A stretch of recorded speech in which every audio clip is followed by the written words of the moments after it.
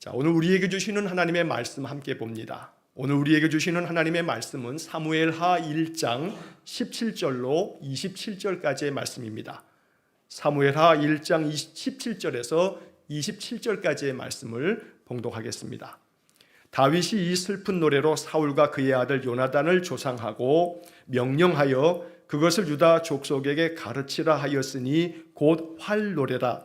야살의 책에 기록되었으되 이스라엘아 내 영광이 산 위에서 죽임을 당하였도다. 오호라 두 용사가 엎드러졌도다.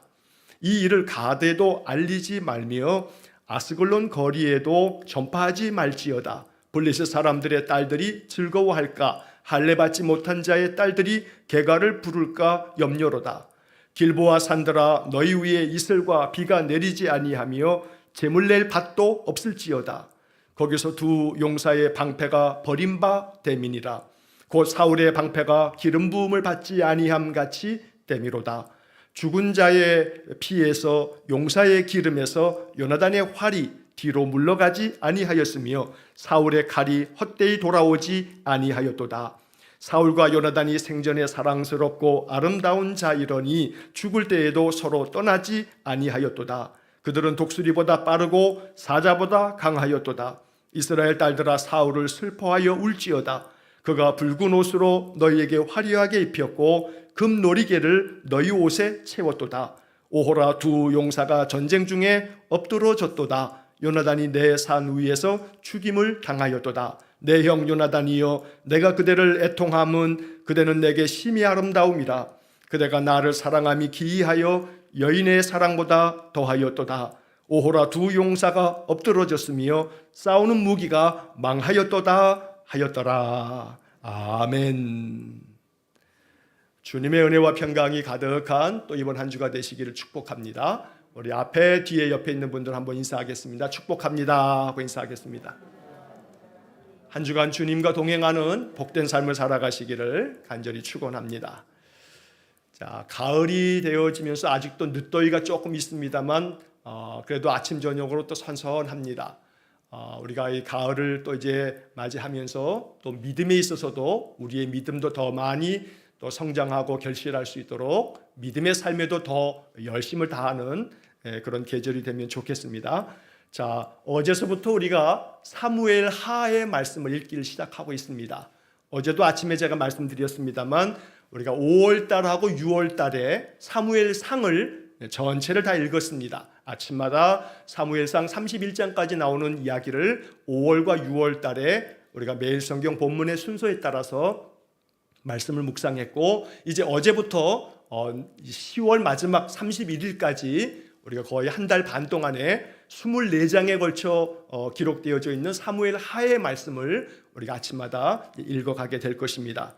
자, 사무엘 하의 말씀이 우리가 이제 이 말씀들을 아침마다 또 주일마다 우리가 읽고 또 묵상하면서 사무엘 하를 통해서 하나님께서 주시는 하나님의 말씀을, 하나님의 음성을 깊이 묵상하고 또 이해할 수 있는 시간들이 되면 좋겠습니다.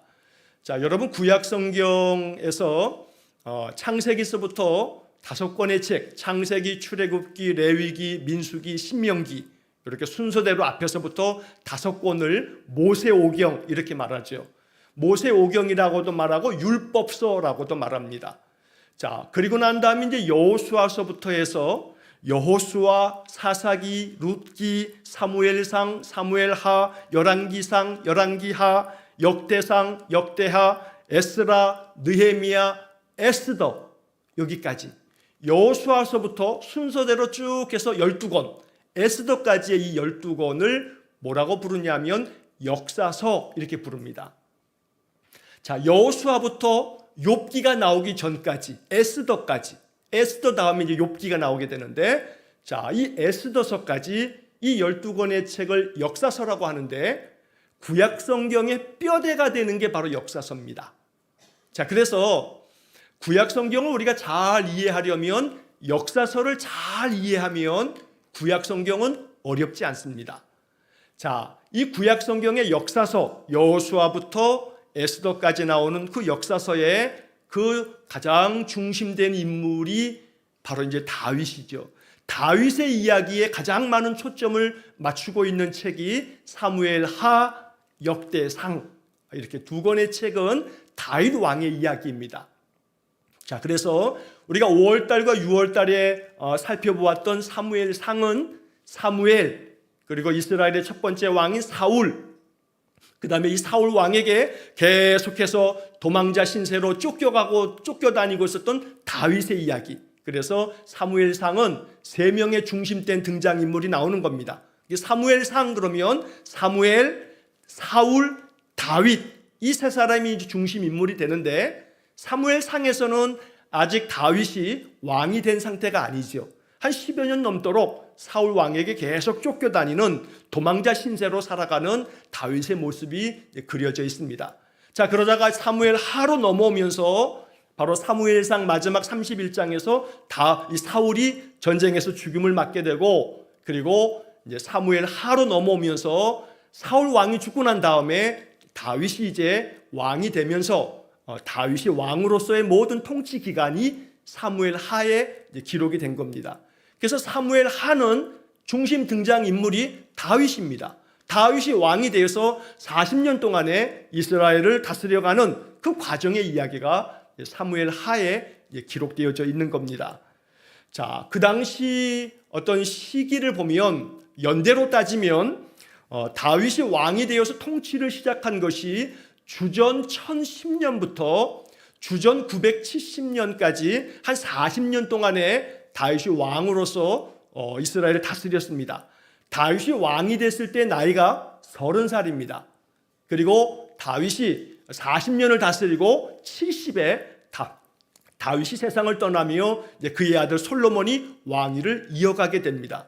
그러니까 얼추 잡아서 주전 1000년경쯤에 다윗이 왕성하게 나라를 다스렸다 생각한다면, 오늘 이 성경의 이야기는 지금부터 거슬러 올라가면 약 4000년 전의 이야기다. 여러분, 이렇게 생각하시면 됩니다. 여러분, 4000년이 굉장히 옛날 이야기죠. 그런데 그 옛날 이야기 속에 담겨져 있는 이 교훈들은 오늘날 21세기 오늘 우리가 사는 시대에도 우리에게 주는 영적 교훈이 참 많은 겁니다. 4000년 전의 사람들이나 4000년 후 지금 우리의 사람들이나 사람의 본성은 별로 다를 바가 없습니다. 문화가 달라지고 문명이 달라졌을 수는 있겠습니다만, 그러나 본질적으로 사람의 삶의 이야기들은 그닥 다르지가 않습니다. 자, 그래서 우리는 이 사무엘하의 이야기를 통해서 다윗 왕의, 다윗의 그 인생의 그 여러 여정들을 통해서 내 삶을 비교해 보는 겁니다. 그래서 내 삶 속에서 내가 겪고 있는 이야기를 성경의 이 다윗의 이야기를 통해서, 아, 다윗은 그 상황에서 이렇게 살았구나, 이건 나의 상황이기도 하구나, 나의 삶에도 이런 모습이 있었는데 하나님이 이렇게 나에게 알려주시는구나. 성경은 우리의 삶에 대한 것을 우리가 신앙 안에서 어떻게 살아야 하는지에 대한 그러한 답을 주시는 책이 바로 성경입니다. 비록 4000년 전의 이야기를 할지라도 이 말씀이 담고 있는 그 의미를 잘 이해하면, 내가 오늘 이 말씀 속에서 이러한 영적 교훈을 가지고 살아야 하는구나 라고 하는 것을 깨닫게 된다는 겁니다. 자, 그래서 이제 오늘 이 이야기를 살펴보려면, 어제도 아침에 제가 잠깐 그 역사적인 그 배경 이야기를 말씀을 드렸습니다만, 한 10여 년 넘도록 다윗이 사울 왕에게 쫓겨다녔습니다. 사울이 그토록 다윗을 죽이려고 했던 이유는 뭐냐면 시기심입니다. 시기심. 다윗이 나가서 전쟁하며 승리하고 많은 승리를 거두고 돌아오니까 백성들이 하는 말이 사울이 죽인 자는 천천히요, 다윗은 만만히로다. 전쟁에 나가면 다윗이 너무나 큰 공적을 거두고 돌아오니까 백성들의 마음이 다윗에게 막 가 있는 겁니다. 사람들이 왕보다는 다윗에게 막 열광하는 겁니다. 그러니 당연히 왕으로서는 자존심 상하고 이제 네가 취할 것은 왕의 자리밖에 없겠구나 하는 마음이 드는 거죠. 결국은 그런 마음 가운데 사실은 본질상 인간이 가지고 있는 시기심이 문제가 아니고, 사울이 자꾸 하나님을 거스러서 하나님 명령대로 준행하지 않자 결국 그의 마음 가운데 악한 영이 임해서 그의 마음을 충동함으로 다윗을 죽이려고 하는 마음에 다윗을 만나면 창을 던지기도 하고, 다윗이 도망치면 군사들을 보내서 다윗을 쫓아서 잡으면 죽여라, 이렇게 명령도 내리고, 그러다 결국은 우리가 아는 것처럼 다윗이 저 블레셋 땅으로 망명을 갑니다. 다른 나라로 생명을 유지하기 위해서 망명을 가는 거죠. 블레셋 가드왕 아기스에게 망명을 했다가 블레셋과 이스라엘이 전쟁을 벌일 때에 다윗에게도 너도 참전해라 하고 아기스 왕이 블레셋 왕이 이야기했지만 블레셋의 많은 장수들이 굉장히 반대를 하므로 다윗이 그 전쟁에 참여하지 않게 되죠. 하나님 도와주신 겁니다. 자기 민족과 싸워야 되는 그런 상황에서 안 간다 할 수도 없고, 그러나 하나님께서 그 길을 막아주셨던 거죠. 그러나 그때 블레셋과 이스라엘의 전쟁에서 사울이 죽게 됩니다. 사울의 세 아들도 죽게 되고 다윗을 그렇게 많이 도와주었던 요나단도 죽었고, 자, 그 죽음 앞에서 이제 다윗이 그들의 죽음의 소식을 듣고 슬퍼하는 이야기가 오늘 본문의 이야기가 됩니다. 자, 여러분, 우리가 8월 달에 성경 지리 세미나를 했습니다. 그래서 스마트폰으로 스마트폰 안에 여러분 구글 지도가 다 있습니다. 스마트폰 가지고 계신 분들은 거기 이렇게 찾아보시게 되면 구글 지도가 어플이 다 들어가 있거든요. 자, 구글 지도를 가지고 여러분 예배를 마치고 나면 이제 오후쯤에 제가 주보에다가도 실어놨어요. 주보에 여러분 그 세번역 성경 담겨져 있는 주보 2면에 보면 제가 구글 좌표를 좀 써놨어요. 온라인으로 우리 유튜브로 비대면 예배 드리시는 분들은 그 예배 드리고 난 다음에 유튜브 영상의 설교 부분을 제가 편집해서 올려드리면 거기 설명창에 화면 밑에 제목 나와 있는 창을 딱 글씨를 누르면 그 밑에 설명창이 쫙 뜹니다. 자, 그 설명창의 밑에 이렇게 보시게 되면 구글 지도에 바로 오늘 우리가 꼭 보아야 할 두 군데 지명에 대한 구글 좌표를 제가 이 유튜브에다가도 적어놨습니다. 자, 여러분 이 구글 좌표를 보시고서 주보를 한번 보시게 되면, 자, 거기에 설교 메모 부분에다 제가 적어놨죠. 시글락이라고 하는 도시, 그 다음에 길보아 산이라고 하는 도시에 대한 구글 좌표를 써놨습니다. 자, 제가 이 구글 좌표를 여러분들이 잘 활용하시기 쉽도록 이번에는 중간에 별표를 좀 하나 붙여놨는데 한번 보시기 바랍니다. 오늘 우리가 이 배경이 되는 이 사건을 이해하려면 첫 번째로는 지금 다윗이 사울 왕의 죽음의 소식을 듣고 슬픔의 노래를 부르는 것이 오늘 본문의 이야기인데, 지금 이 사건이 이야기가 펼쳐지고 있는 곳이 어디냐면 다윗이 시글락 성, 자기가 가드왕 아기스에게 받아서 지금 자기를 따르는 사람들과 함께 살고 있었던 시글락 성에서 한 아말렉 군사가 전쟁터에서 패하고 돌아오면서 이스라엘이 패했습니다, 사울 왕이 죽었습니다 하는 이야기들을 전해주는 그 장소가 어디냐면 오늘 본문의 이야기가 장소가 시글락입니다.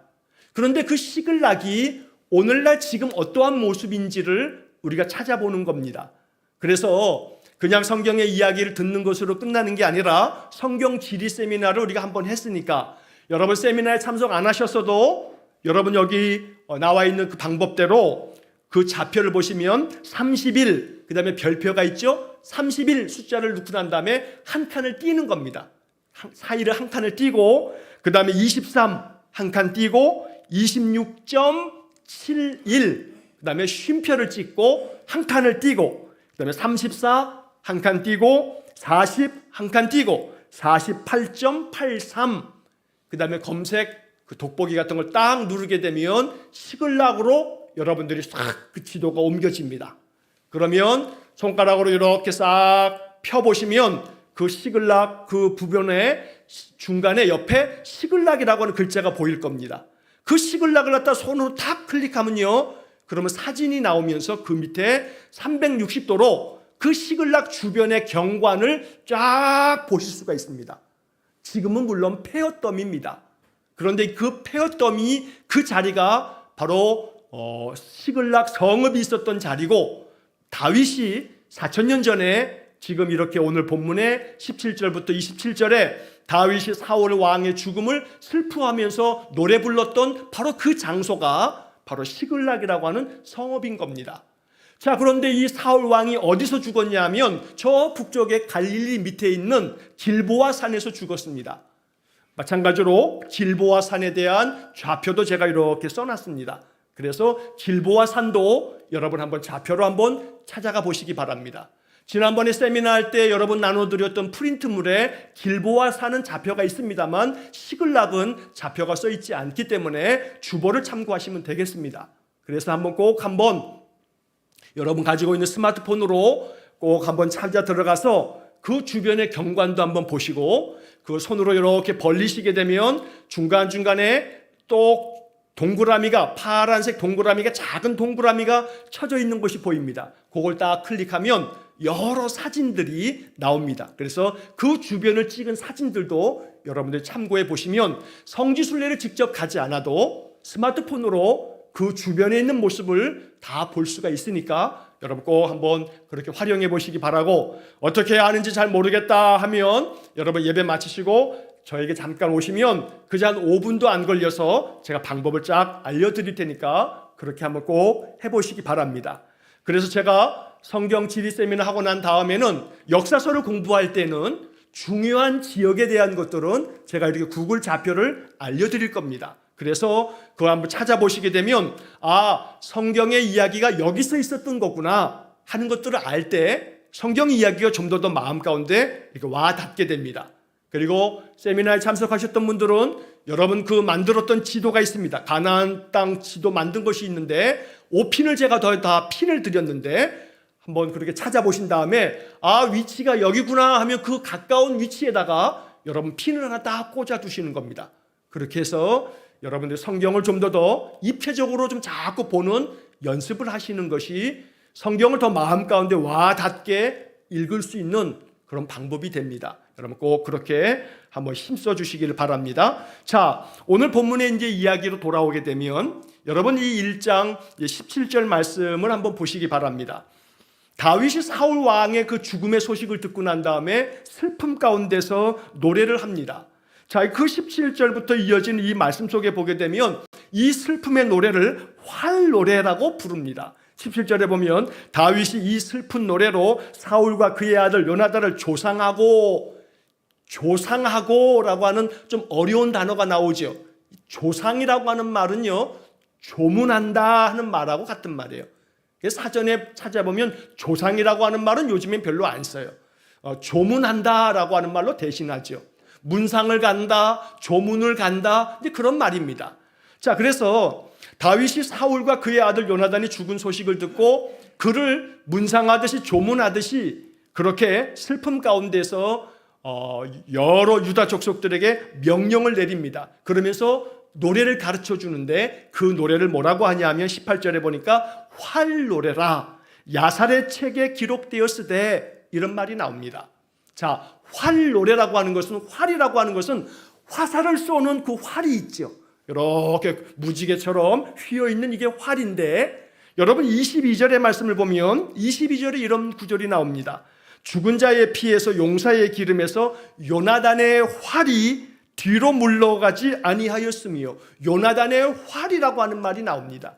그래서 이 슬픔의 노래를 지으면서 요나단이 쏘았던 그 요나단의 활, 그 활을 추모한다라고 하는 활노래라고 하는 것은 요나단의 죽음을 정말로 애통한 마음으로 노래했던 것이기 때문에 그 제목을 활노래 이렇게 붙였다는 겁니다. 그런데 야살의 책에 기록되어 있다라고 되어 있는데, 야살의 책이라고 하는 것은, 야살이라고 하는 말은 의로운 자라고 하는 뜻입니다. 그래서 야살의 책이라고 하는 것은 의로운 자의 책, 이러한 의미가 있는데 이 책은 지금 존재하지가 않습니다. 잘 보존되어져 있지가 않습니다. 왜냐하면 이 야살의 책이라고 하는 것은 여호수아서에도 기록이 되어져 있습니다. 그러다 보니까 여호수아서에도 이 야살의 책이라고 하는 언급이 나오는데, 여호수아 10장 13절에 보게 되면 그 당시에 있었던 사건이 야살의 책에 기록이 되어져 있다 하는 구절이 여호수아 10장 13절에 나옵니다. 그러니까 여호수아 시대 이야기까지 기록해 놓을 만큼 야살의 책이라고 하는 것은 아주 고대의 문서입니다.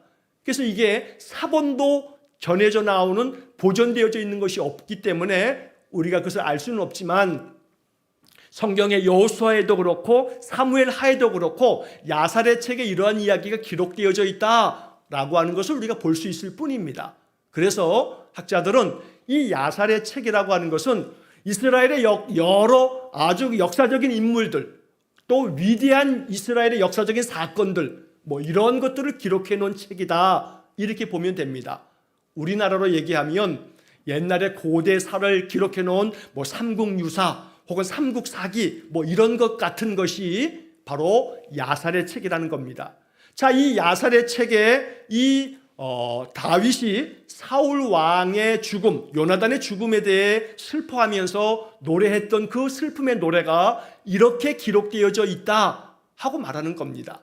자, 그래서 이제 오늘 본문의 말씀 19절 말씀서부터 27절까지는 다윗이 이 사울 왕의 죽음과 요나단의 죽음에 대해서 슬픈 노래를 부른 그 이야기가 이제 적혀져 있는 겁니다. 자, 어찌 보게 되면 이 이야기들은 별로 그렇게 은혜가 되지 않는 것처럼 읽혀질 수가 있습니다. 그냥 사울과 요나단이 죽은 것에 대한 이야기니까 별로 그냥 읽다 보게 되면 그렇게 큰 영적인 교훈도 별로 없어 보이고 또 이게 무슨 뜻인가 싶은 생각이 들기도 합니다. 자, 그래서 우리가 지금 이렇게 매일 성경으로 6년 동안에 성경 전체를 읽어가는 과정에서 제가 설교 시간에 계속 초점을 맞추는 것은 성경의 이야기 자체를 먼저 알아야 되기 때문에 제가 구절들을 좀 더 쭉 설명을 드리는 겁니다. 자, 본문의 말씀 이제 19절의 말씀을 한번 보겠습니다. 자, 19절에 보게 되면 이스라엘아 내 영광이 산 위에서 죽임을 당하였도다. 이 구절이 참 중요한 겁니다. 자, 이스라엘아, 이스라엘 백성들아, 너의 영광이 산 위에서 죽임을 당했다. 너의 영광이, 그 너의 영광이라고 하는 게 뭐냐면 바로 사울 왕을 이야기하는 거고 또 그의 세 아들 왕자들을 이야기하는 겁니다. 그래서 이 너의 영광이, 내 영광이 산 위에서 죽임을 당했다. 사울과 그 왕자들, 그들이 길보아 산에서 죽임당했다라고 이렇게 이야기하는 겁니다. 새번역 성경과 쉬운 성경의 번역을 보게 되면 내 영광이라고 하는 이 말을 우리의 지도자들이 이렇게 번역을 해놨습니다. 그래서 영광이라고 하는 말을 우리의 지도자들, 왕과 왕자들이 죽임을 당했다. 오호라 두 용사가 엎드러졌도다. 여기 두 용사는 사울과 요나단을 이야기하는 겁니다. 그들이 죽임을 당했다. 아, 어찌하면 좋은가. 오호라라고 하는 것은 슬픔의 탄식을 표현하고 있는 말입니다. 자, 여기서 이제 우리는 이 말씀을 깊이 묵상해 보면 여기서 주는 영적인 교훈이 있습니다. 여러분 생각해 보십시오. 사울 왕과 요나단, 그 아들들, 왕자들이 죽임을 당했다. 그런데 그들을 표현하기를 이스라엘아, 너희들의 영광이 산 위에서 죽임을 당했다. 영광이라고 말합니다. 그런데 엄밀하게 얘기하면 다윗에게는 영광스러운 존재가 아닙니다. 사울 왕은 다윗에게 그냥 원수에 불과합니다. 10여 년이 넘도록 다윗을 계속해서 죽이려고 했던 자입니다. 계속해서 군사들을 보내면서 잡으면 무조건 죽여라. 다윗이 자기 앞에 나타나면 사울이 그냥 단창을 던져서 다윗을 죽이려고 했던 그런 자입니다. 그러다 보니 이 사울은 다윗에게 내가 정말 영광스럽게 여기는 그런 존재가 아니라, 내가 정말 존중하며 따라야 할 나의 지도자가 아니라, 한마디로 얘기하면 그냥 원수입니다. 원수. 여러분, 그게 원수라고 하는 말이 정말로 그런 것이 뭐냐 하면 시편 59편의 말씀을 보면 시편 59편은 사울 왕이 사람을 보내서 다윗을 죽이려고 할 때 기록한 시편입니다.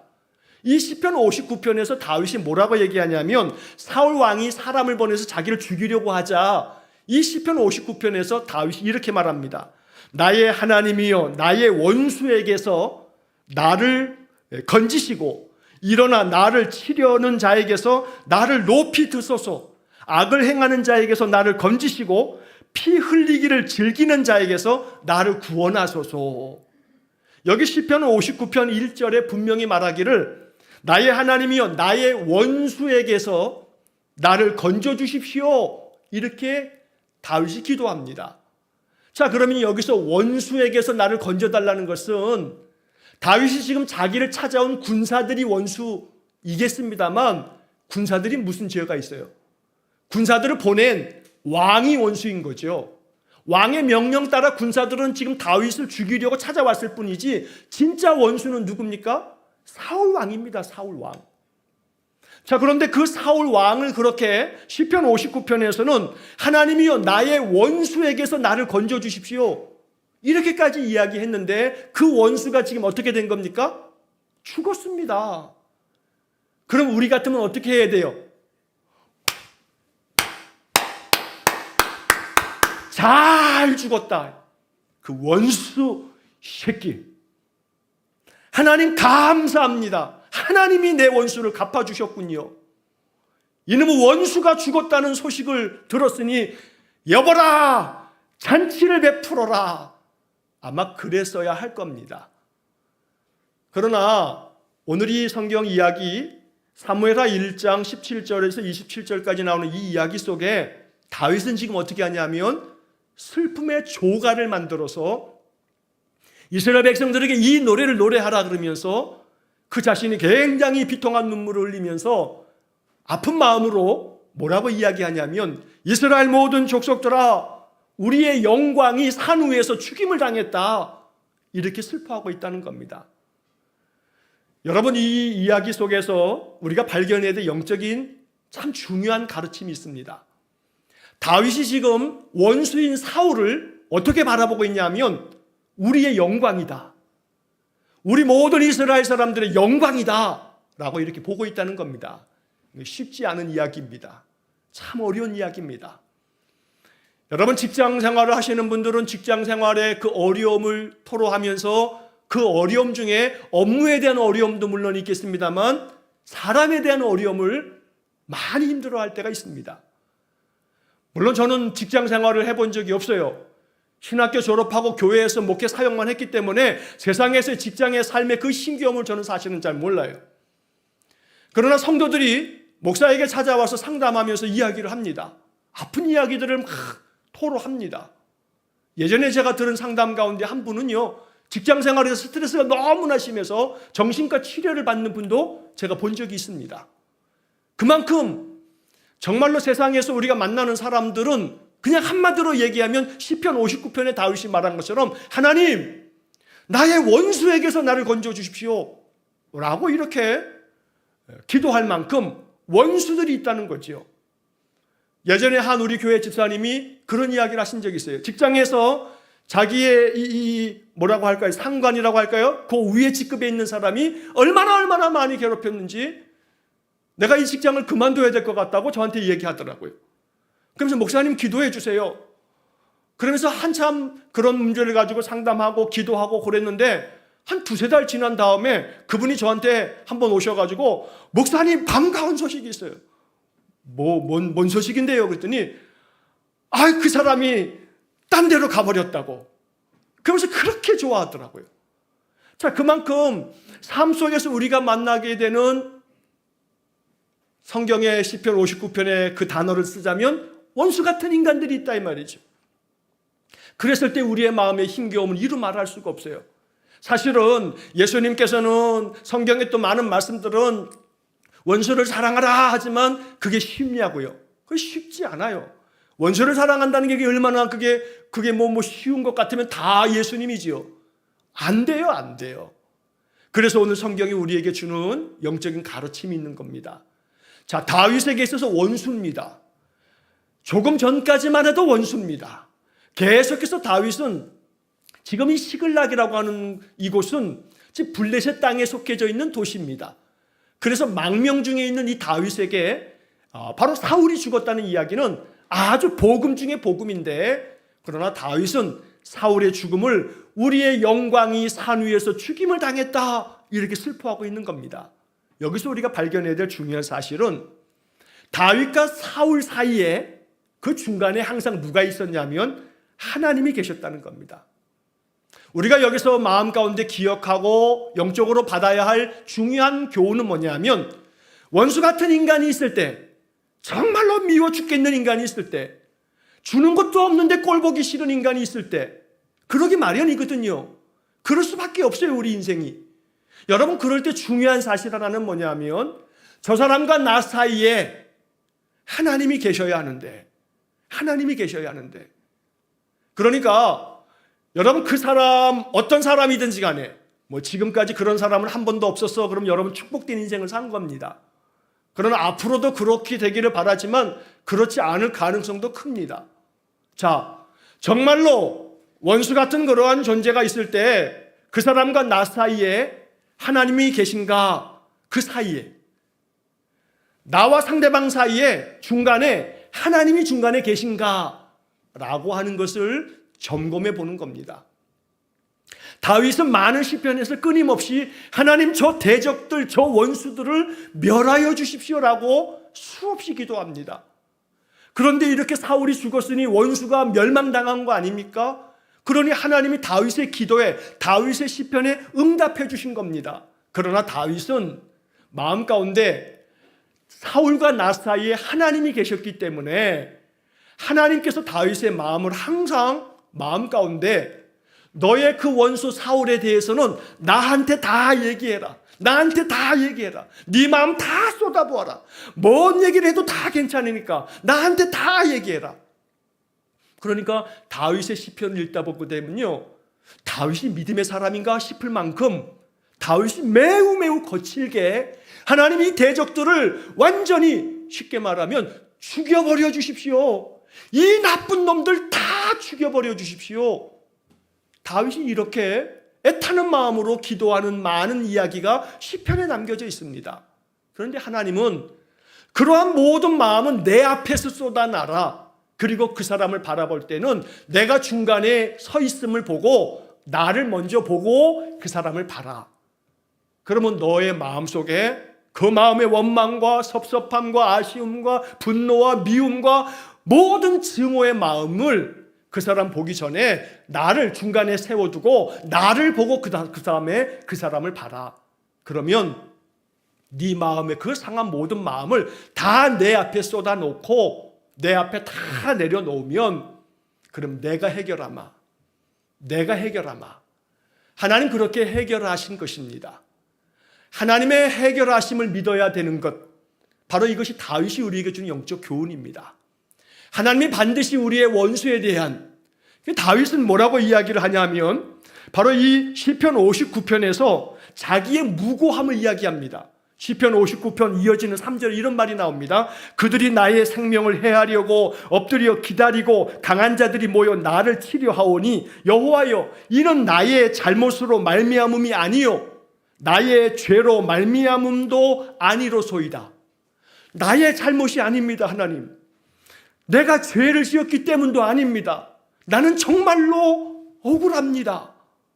내가 뭔가 잘못한 거 있으면 내 잘못 때문이라고 생각하고 내가 그 잘못에 대한 그 보응을 받죠. 그러나 나의 죄도 아니고 나의 잘못 때문도 아님에도 불구하고 저들이 나를 죽이려고 하니 저 원수들에게서 나를 건져 주십시오. 이렇게 기도한 것이 시편 59편이거든요. 자, 그렇기 때문에 우리는 이 이야기 앞에서 이스라엘아, 너의 영광이 산 위에서 죽임을 당하였도다. 바로 이 다윗의 이야기 속에는 다윗은 항상 자기의 그 원수 대적들을 바라볼 때 그 중간에 항상 하나님을 세워두고 하나님을 먼저 바라본 다음에 그 사람을 바라보면서 그 원수에 대한 마음의 모든 끓어오르는 분노와 증오를 하나님께 쏟아부으면서 하나님이 해결하십시오 라고 이렇게 기도했던 사람인 겁니다. 그러다 보니까 그 원수가 죽자 원수의 죽음에 대해서조차도 하나님 앞에서 슬픔의 노래로 그렇게 안타까워하는 정말로 성숙된 인간의 모습을 보여주고 있더라는 겁니다. 단박에 안 됩니다. 한 번의 기도로 안 됩니다. 마음속에 연습하는 겁니다. 부단히 연습하는 겁니다. 하나님, 내가 저 사람 미워 죽겠어요. 그런데 하나님, 저 사람과 나 사이에 하나님이 항상 서 계셔서 내 마음의 아픈 마음은 하나님께 토로하고 나는 저 사람을 보기 전에 먼저 하나님을 보고 난 다음에 저 사람 바라보게 해주세요. 그럼 그 마음 가운데 그 사람에 대한 내 마음이 하나님의 은혜 안에서 은혜가 그 안에 담겨지게 됩니다. 여러분, 이것이 세상 속에서 사람 때문에 너무나 많은 스트레스를 받을 때 정말로 그 사람에 대한 우리의 마음의 감정을 이겨나갈 수 있는 영적인 방법입니다. 그러므로 사람과 나 사이에, 원수 같은 저 대적과 나 사이에 하나님을 세워두도록, 하나님 항상 저 사람과 나 사이에 하나님이 계셔 주십시오, 이렇게 기도하는 마음, 오늘 우리가 이 본문의 이야기를 통해서 깨닫고 발견해야 하는 그런 영적인 교훈이다. 여러분 꼭 이렇게 이 말씀 이해하시기를 간절히 축복합니다. 자, 여러분 이제 그 다음에 이어지는 말씀에 보면 20절에 이 일을 가드에게도 알리지 말며 아스글론 거리에도 전파하지 말지어다. 블레셋 사람들의 딸들이 즐거워할까? 할례받지 못한 자의 딸들이 개가를 부를까 염려로다. 자, 여기에 가드와 아스글론, 이거 블레셋 땅에 있는 아주 커다란 도시들입니다. 블레셋은 5개의 연합 도시 연합 국가인데 그 중에 하나가 가드도 있고 아스글론도 있고 여러 도시들이 있습니다. 자, 그들에게 알리지 말라는 겁니다. 사울의 죽음을 알리지 말라는 겁니다. 왜요? 만방에 알려야 되지 않겠습니까? 내 원수가 죽었다고. 그러나 알리지 말아라. 그들이 즐겁게 노래 부르면서 개가를 부를까 염려로라. 개가가 뭡니까? 승리의 노래가 개가거든요. 저들이 승리했다고 기고만장하게 노래를 부를까 염려니 사울의 죽음을 알리지 말라, 이렇게 이야기를 합니다. 물론 이게 다 소문이 나고 다 알려졌습니다만 다윗이 이렇게 말하는 까닭은 뭐냐면 그만큼 사울의 죽음 앞에서 쓸데없는 소리 해대지 말아라, 그런 얘기죠. 나의 원수가 죽임을 당하였지만 그 죽음에 대해서 이러쿵저러쿵 많은 말들을 만들어내지 말아라. 내가 그것을 염려하고 있다라고 말하는 겁니다. 어떤 사람의 어떤 점에서 사울의 죽음은 사울에게는 불행이지요. 사울의 불행에 대한 것이 오히려 원수가 죽었으니 다윗에게는 이게 축복 아닙니까? 인간적으로 생각하면 그런 거죠. 너의 불행이 나의 축복이라고 생각하는 이 세상의 이 못된 풍조, 그러니 상대방의 그 불행의 소식을 그냥 이러쿵저러쿵 있지도 않은 얘기까지 덧붙여서 만들어내는 게 이 세상의 사람들의 못된 마음인데 그런 거 하지 말아라 라고 하는 이야기죠. 그러면서 그 다음에 21절에서는 길보아 산들아 너희 위에 이슬과 비가 내리지 아니하며 재물 낼 밭도 없을지어다. 거기서 두 용사의 방패가 버림받음이니라. 곧 사울의 방패가 기름 부음을 받지 아니함같이 됨이로다. 자, 이 21절에 길보아 산에서 사울이 지금 죽임당했죠. 거기서 죽었단 말이에요. 그런데 지금 다윗이 뭐라 얘기하냐면 길보아 산들아 너희들은 이슬과 비가 내리지 않고 그래서 하나님께 드릴 제물을 바칠 그런 제물을 낼 만한 밭도 다 황폐가 하게 될지어다, 이렇게 말합니다. 이 말은 무슨 뜻이냐면 길보아 산에서 사울과 요나단과 그들이 죽임을 당했으니 죽었으니 길보아 산아 너도 슬픈 마음으로 아무런 곡식도 내지 않을 만큼 너도 비통한 마음으로 곡식들을 만들어내지 못할 만큼 너도 황폐한 마음으로 슬퍼해라 라고 하는 그런 시적인 표현입니다. 그러면서 마지막에 사울의 방패가 기름 부음을 받지 아니함같이 됨이로다. 이 말은 군사들이 방패를 가지고 있죠. 근데 그 방패가 상대방의 창이나 칼을 피하기 위해서 방패를 드는데 전쟁에 나가는 군사들은 방패 앞에다가 방패 그 바깥에다가 기름을 칠한답니다. 왜냐하면 기름을 칠해두면 칼로 내리치면은 그 기름 때문에 좀 더 미끄러지라고 방패 바깥에다 기름을 치는 겁니다. 그런데 사울의 방패가 이렇게 기름 부음을 받지 못했다. 왜요? 사울이 죽었으니까. 사울이 죽었으니 사울의 방패에다가 기름을 치지 못해서 사울이 방패가 기름 부음을 받지 못했다, 이렇게 말하고 있는 겁니다. 그래서 사울의 죽음을 애통한 마음으로 이렇게 노래로 시적인 표현으로 노래하고 있는 그런 이야기가 되는 겁니다. 결국은 오늘 이 본문의 19절부터 21절까지의 말씀은 우리의 영광이 된 이 사울 왕과 요나단과 저들이 죽임을 당했다. 그러니 우리는 이 모든 죽음 앞에 슬퍼할지어다 하고 노래하는 겁니다. 원수의 불행이 나의 축복인 것처럼 받아들이는 것이 아니라 그의 불행은 그 자체로서 슬픔으로 인정해 줄 줄 아는 보다 더 넓고 깊은 다윗의 마음을 보게 되는 겁니다. 그래서 오늘 우리는 이 21절까지의 말씀을 통해서 하나님과 나 사이에 하나님이 나와 나의 대적 사이에 항상 서 계셔서 그들을 바라볼 때 그들이 겪고 있는 고난과 그들의 그 재난 앞에서도 함께 마음을 슬퍼하는 다윗의 성숙한 마음을 배울 수 있게 되기를 간절히 축원합니다. 자, 그 다음에 22절 말씀, 22절 이하의 말씀에서는 죽은 자의 피에서 용사의 기름에서 요나단의 활이 뒤로 물러가지 아니하였으며, 죽은 자의 피와 용사의 기름이라고 하는 것은 전쟁터에서 이제 죽임을 당하는 많은 군사들이 있지 않겠습니까? 아주 피비린내 나는 전쟁이 벌어지는, 서로가 서로를 죽이는 그런 자리에서 이 요나단은 그동안에 요나단의 활이 뒤로 물러가지 아니하였다. 이 말은 요나단의 활이 굉장히 많은 사람들을 빗나가지 아니하고 적군을 싸워 이겼다, 그런 말입니다. 그래서 세번역 성경에서는 뒤로 물러가지 아니하였다, 이 부분을 뭐라고 번역하냐면 요나단의 활이 빗나간 일이 없고, 이렇게 번역합니다. 요나단의 활은 빗나간 일이 없고 다 사울의 칼은 헛되이 돌아오지 아니하였도다. 헛되이 돌아오지 않았다는 것은 사울이 칼을 휘두르면 이게 아무도 죽이지 못하고 그냥 헛되이 돌아온 게 아니라, 사울이 한번 칼을 휘두르면 그 적군들이 다 죽어나 자빠졌다.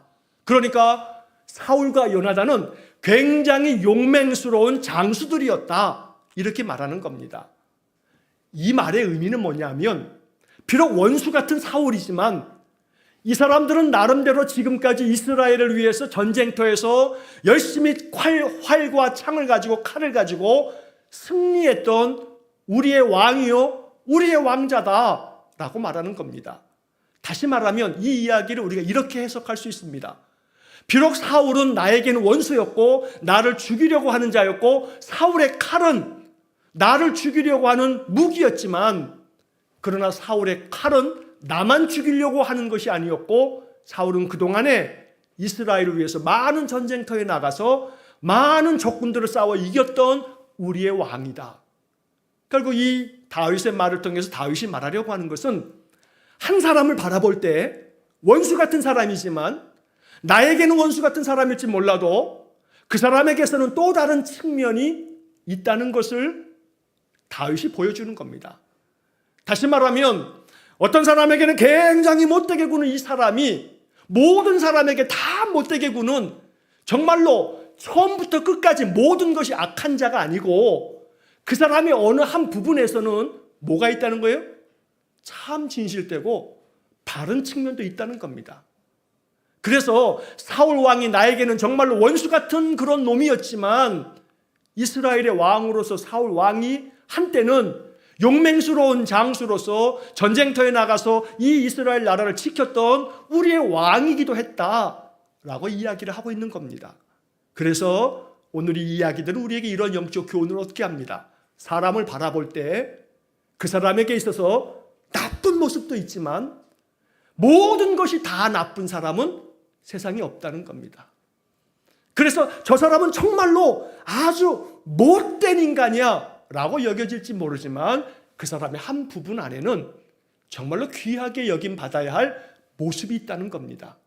그래서 우리의 기도는, 하나님, 저 사람이 나에게는 저렇게 못되게 구는데, 그럼 저 사람에게도 좋은 면이 있을 텐데, 하나님 그 좋은 면을 더 드러나게 해주십시오 라고 하는 마음이 바로 이 이야기 속에서 우리가 깨달아야 할 영적 교훈이 되는 겁니다. 그래서 다윗은 사울이 자기를 너무나 고통스럽게 했던 사울의 아주 부정적인 면만을 들추어내는 것이 아니라, 사울의 긍정적인 면을 지금 들추어서 모든 사람들이 노래하게끔 만들어 놓고 있는 겁니다.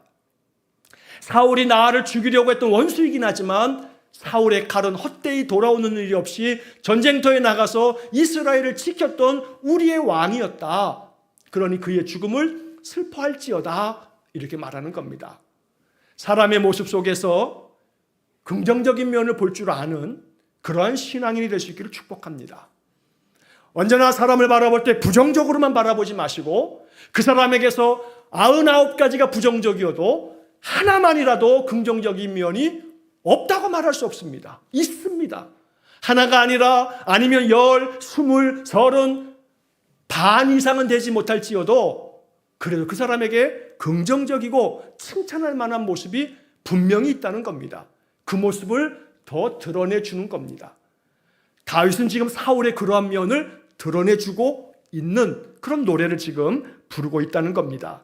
자, 이렇게 하면서 이 사울의 그 아름다운 모습을 노래하면서 이야기하죠. 23절에 사울과 요나단이 생전에 사랑스럽고 아름다운 자이러니 죽을 때에도 서로 떠나지 아니하였도다. 그들은 독수리보다 빠르고 사자보다 강하였도다. 사울과 요나단이 어떻다고요? 생전에 그들이 사랑스럽고 아름다운 자였다. 사랑스럽고 아름다운 자는 개뿔, 얼마나 나를 죽이려고 하는 원수인데 그 원수를 지금 뭐라고 이야기해요? 사랑스럽고 아름다운 자였다. 아름답지 않아요. 저놈의 새끼가 죽어야 내가 사는데 그랬던 원수거든요. 그런데 그 사울이 죽었는데 그 사울이 생전에 사랑스럽고 아름다운 자였다 이렇게 말하면서 그들은 독수리보다 빠르고 사자보다 강한 아주 용맹스러운 장수들이었다. 좋은 점을 바라보고 있는 거죠. 아주 나에게 못되게 한 것만 기억하는 게 아니라 그 사람의 좋은 면만을 지금 드러내면서 노래하고 있는 겁니다. 이게 다윗이 보여주고 있는 사람을 대하는 다윗의 성숙함입니다. 오늘 이러한 성숙함이 우리에게 있도록 늘 말씀을 묵상하면서 또 연습할 수 있기를 간절히 축복합니다. 자, 그러면서 이 다윗이 사울을 추모하면서 사울로 말미암아 우리가 얼마나 영화로운 삶을 살았느냐 하면서 24절에 노래하는 겁니다. 이스라엘 딸들아 사울을 슬퍼하여 울지어다. 그가 붉은 옷으로 너희에게 화려하게 입혔고 금놀이개를 너희 옷에 채웠도다. 여기서 그가는 사울 왕을 말하는 겁니다. 사울 왕이 나라를 잘 다스렸을 때 붉은 옷은 귀족들이 입는 옷인데, 부자들이 입는 옷인데, 이 사울 왕이 나라를 잘 다스렸을 그때는 우리가 굉장히 풍요로웠다. 그래서 우리의 삶 속에는 금놀이개를 왕이 우리에게 주는 것처럼 우리의 삶이 안정되고 굉장히 번영을 누렸던 시대가 있었지 않느냐. 이렇게 사울 왕이 다스렸던 때에 정말로 좋았던 때를 기억하면서 노래하는 겁니다. 그러므로 좋은 면만을 자꾸 발견하기 위해서 항상 하나님 앞에 기도하면서 그를 바라보면 그 원수 같은 대적과 나 사이에 하나님이 서 계시면 그 사람 속에서 조금이라도 아름답고 또 참으로 귀한 그런 모습들을 발견하면서 긍정적인 면을 볼 줄 아는 눈이 열려지게 된다는 겁니다.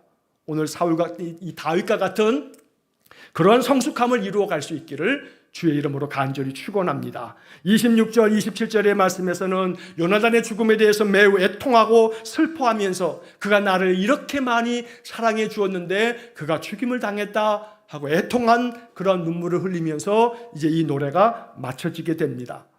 여러분, 이 다윗의 애가 슬픔의 노래 속에는 다윗의 인격적인 성숙함이 담겨져 있습니다.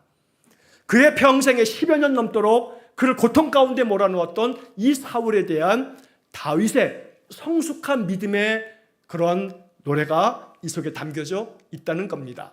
이 말씀 마음 깊이 묵상하시면서 날마다 우리가 세상을 살아갈 때 이 다윗의 이 애가, 이 슬픔의 노래가 주는 영적 교훈을 마음에 깊이 묵상하면서 인간관계 속에서 다윗에게 사울처럼 나의 삶에도 그렇게 나를 많이 힘들게 하고 아프게 하고 고통스럽게 하는 그 사람, 어떨 때는 가족일 수도 있고 어떨 때는 가까운 친척일 수도 있고 어떨 때는 내가 오랜 동안에 같이 했던 정말로 친한 친구일 수도 있고 늘 내가 만나는 여러 사람들 속에 사울 같은 그런 존재가 있습니다. 그때 항상 저 사람과 나 사이에 하나님이 서 계시기를 원합니다. 늘 기도하다 보면 조금씩 하나님의 마음으로 그 사람의 그래도 긍정적인 모습을 다윗처럼 바라볼 줄 아는 눈이 열려질 것이고 그러다 보면 긍휼의 마음이 생기게 돼서 그 사람의 영혼을 불쌍히 여기면서 기도할 수 있는 마음이 생겨질 겁니다. 오늘 그러한 우리의 마음의 성숙함을 이루어가는 그런 귀한 성도가 되시기를 주의 이름으로 간절히 축원합니다. 기도하겠습니다. 사랑이 많으신 아버지 하나님, 날마다 말씀을 통해서 깊은 영적 교훈을 깨달을 수 있도록 성령께서 우리에게 지혜로운 마음을 주시고 성령께서 우리 가운데 임하시면 우리의 마음 가운데 더 깊은 성숙함으로 하나님의 뜻을 이루겠사오니 오늘 다윗의 애가를 통해서 묵상해야 할 깊은 마음의 성숙함이 우리 안에 있게 해 주옵소서. 예수님 이름으로 기도하옵나이다. 아멘.